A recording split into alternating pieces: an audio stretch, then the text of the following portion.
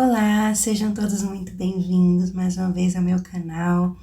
Eu fico muito feliz de tê-los aqui comigo para a gente estar juntinho meditando na palavra de Deus e que eu possa cada vez mais trazer essa palavra de forma simplificada para cada vez mais você conseguir ir colocando ela em prática no seu dia a dia, tá bom? Hoje nós vamos dar continuidade a uma série de vídeos que eu tenho falado sobre batismo. Se você ainda não assistiu os outros vídeos anteriores, eu te convido a assistir, estão bem legais, estão bem fortes, e a gente dá continuidade agora. Fazendo um resumozinho rápido, o batismo ele foi dividido em 4 partes, tá? O batismo ele não é um só. Existem 4 momentos em que acontecem. O primeiro momento é o batismo em Cristo, que é o momento em que a gente se converte, que a gente crê que Jesus ressuscitou, que morreu por nós, né? Morreu pelos nossos pecados. A partir dali, a palavra ela é enxertada em nós, nós cremos e somos salvos, e ali nós somos batizados em Cristo, onde nós passamos a receber o Espírito Santo na nossa vida. Ali começa todo o processo de cura e transformação da nossa vida, no nosso dia a dia. Depois, em seguida, nós vamos para o batismo nas águas, que é o momento onde nós vamos representar ali diante dos homens tudo que nós temos vivido desde o momento da nossa conversão até aquele momento.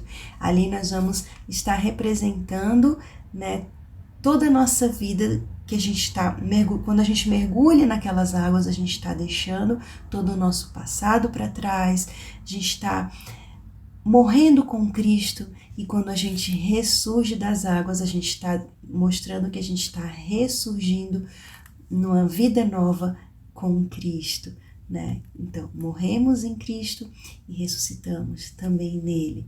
É tudo um momento onde nós estamos colocando ali de forma prática, né, para todos verem o que nós estamos realmente vivendo na nossa vida.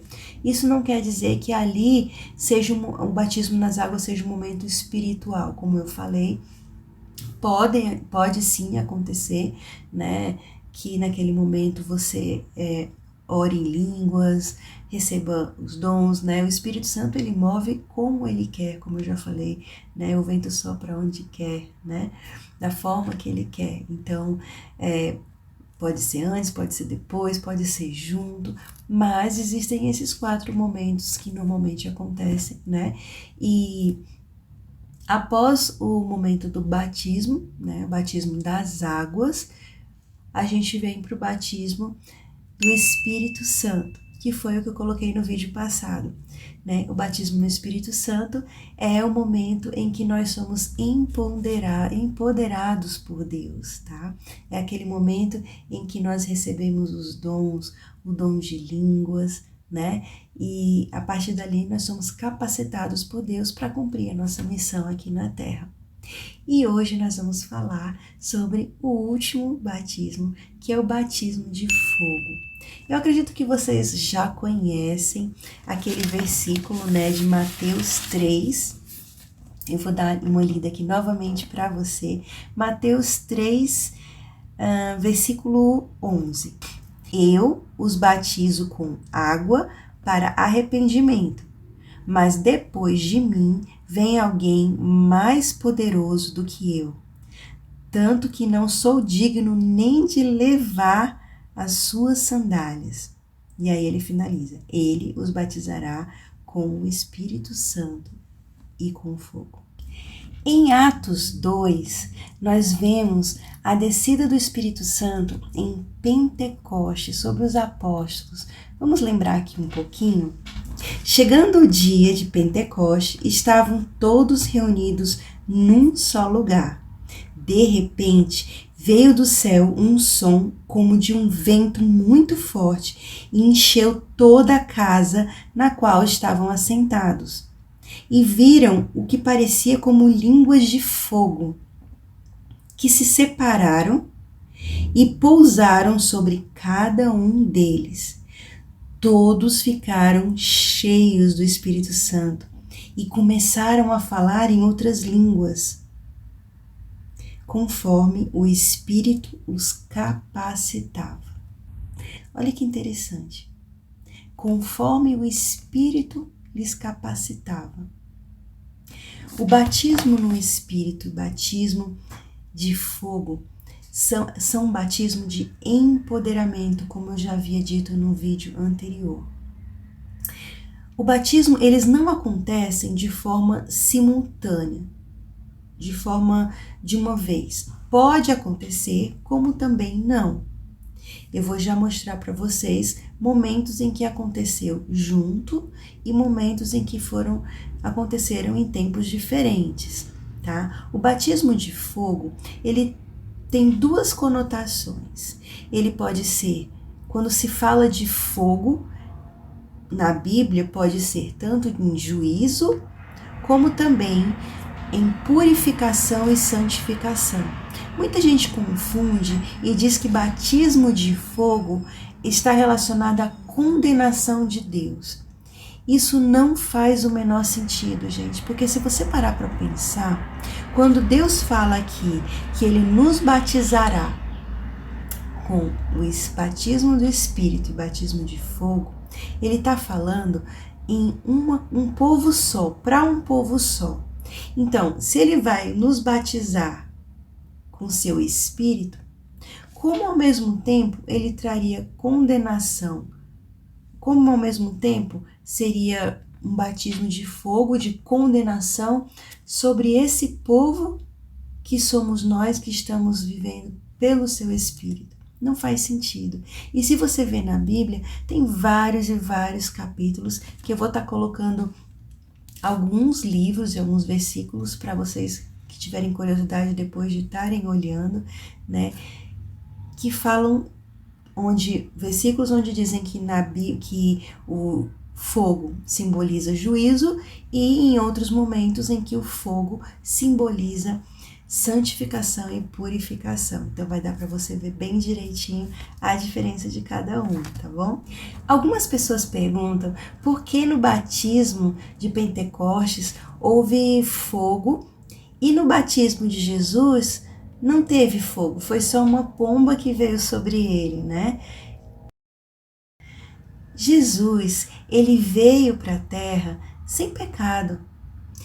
E aqui no batismo de fogo, o fogo simboliza purificação, santificação. E Jesus, como ele já era puro e santo, ele não precisava passar por esse processo, entende? Nós sim precisamos ser purificados. Por isso, o sentido do batismo de fogo ali naquele momento. Olha só, que interessante o que Paulo diz à igreja de Éfeso quando ele chega lá. Assim que ele chega, Paulo pergunta: vocês receberam o Espírito Santo quando creram? Eles responderam: não, nem sequer ouvimos falar que existe Espírito Santo. Então, que batismo vocês receberam? Paulo perguntou. O batismo de João, responderam eles. E disse Paulo: o batismo de João foi um batismo para o arrependimento. Ele dizia ao povo que cresce naquele que vinha depois dele, isto é, em Jesus. Ouvindo isso, eles foram batizados em nome do Senhor Jesus. Quando Paulo lhes impôs as mãos, veio sobre eles o Espírito Santo e começaram a falar em línguas e a profetizar. Não sei se você lembra que Paulo, quando ele se converteu, ele ficou cego, passou alguns dias cego, e Deus, ele enviou o profeta Ananias para impor as mãos, e até lá onde Paulo estava, impôs as mãos sobre ele, e a partir dali ele foi empoderado pelo Espírito Santo e passou a fazer o mesmo. em seguir orando também por outras pessoas para que recebessem também o batismo do Espírito, batismo de fogo. E nesse versículo que a gente acabou de ler, ele fez a mesma coisa com essas pessoas. Essas pessoas da igreja de Éfeso, eles já tinham sido batizados nas águas, que foi o batismo, como eles falaram, de João Batista, né? Mas eles ainda não conheciam o batismo do Espírito e nem o batismo de fogo. E naquele momento, Paulo foi, impôs as mãos sobre eles e eles também foram empoderados.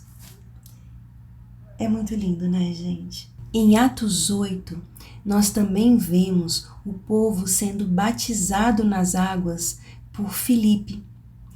E só depois, quando os apóstolos chegam e impõem as mãos, é que o povo era realmente batizado com o Espírito e no batismo de fogo, né? Então aqui mostra mais uma situação em que foram coisas diferentes, em momentos diferentes, né? Não aconteceu tudo ao mesmo tempo. Se você vê em Atos 10, já foi o contrário. O povo já orava em línguas. E quando os apóstolos chegaram, eles disseram: nós não podemos negar a estes o batismo nas águas. E aí eles foram batizados nas águas, isso já tendo orado em línguas. Então é aquela coisa, nada acontece de forma simultânea, nada é exatamente daquela forma, naquele segmento, né? Existem os 4 processos, mas o Espírito Santo sempre vai agir da forma que ele quiser na nossa vida. E para finalizar, como eu havia prometido, eu vou deixar aqui para vocês alguns versículos para vocês diferenciarem na palavra quando Deus fala de um fogo que é consumidor, que é um fogo para juízo, e o fogo que é para purificação, tá? Em Isaías 6, de 1 a 8, é aquela passagem onde Deus fala sobre tocar os lábios para purificar os lábios do profeta Isaías, lembra? Então, que ele fala que sou homem de lábios impuros, né? E aí Deus toca com fogo para purificação, né? Levítico 9, 23 a 24, no caso, o fogo foi acendido no altar, então ali era um fogo de purificação. Juízes 6, 21, o anjo fez sair fogo da pedra e recebeu a oferta de Gideão. Em Reis 18, 38, sacrifício de Elias. Lembra, né? Quando Elias fez todo aquele sacrifício e veio um fogo que contornou todo ali o sacrifício dele, né? Ali não é um fogo de juízo, é um fogo de bênçãos, é um fogo de purificação, né? É um fogo onde Deus se agrada, de aceitação. E assim vai em vários outros, Deuteronômio 4, 24, Hebreus 12, 29. Depois dá uma conferida direitinho em cada um. É importante deixar claro que o fogo do juízo de Deus vem apenas sobre aqueles que não aceitam a Deus, que rejeitam o fogo purificador que está sempre disponível para cada um de nós. Então, se nós vivemos sempre nessa busca pelo Espírito Santo, em caminhar com Ele, quando nós aceitamos realmente viver uma vida em Cristo e não vivemos simplesmente de religiosidade, de uma religião hipócrita, de simplesmente estar indo ali para a igreja aos domingos como um ritual, né? Porque isso não quer dizer que nós estamos vivendo em Cristo, sabe? Estamos vivendo com Ele. O viver com Cristo, nessa busca pelo Espírito Santo, em crescer cada vez mais no conhecimento dEle, é uma busca diária, no dia a dia, de segunda a domingo, né? Em casa, né? Em todos os lugares que a gente vai, no trabalho. Então, o importante é a gente buscar sempre a Deus de todo o coração. não confiando no nosso próprio mérito, nas nossas próprias forças, na nossa própria capacidade. Nada é por nossa capacidade própria. Nós precisamos ter a responsabilidade de buscar, de dar os nossos passos, de renunciar àquilo que nos faz mal, que não faz parte de Deus. E aí ter uma vida inteiramente entregue a Ele, aberta à ação do Espírito Santo. E aí Ele vai agindo e vai fazendo. Se a gente fizer a nossa parte, Deus faz a dele. Não tem como Deus agir em nós se nós estamos fechados, bloqueados para a sua ação. Ele precisa, é como se diz, né? Deus, ele é educado, o Espírito Santo é educado. É diferente do diabo, né? Que dá uma brechinha, ele invade. Não, o Espírito Santo, ele espera o nosso querer, o nosso agir, o nosso se abrir para a ação dele na nossa vida. Eu espero de coração que esse vídeo possa ter edificado de alguma forma a sua vida.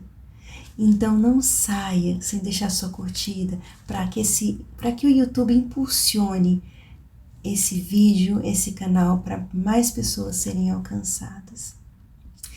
Que Deus abençoe sua vida.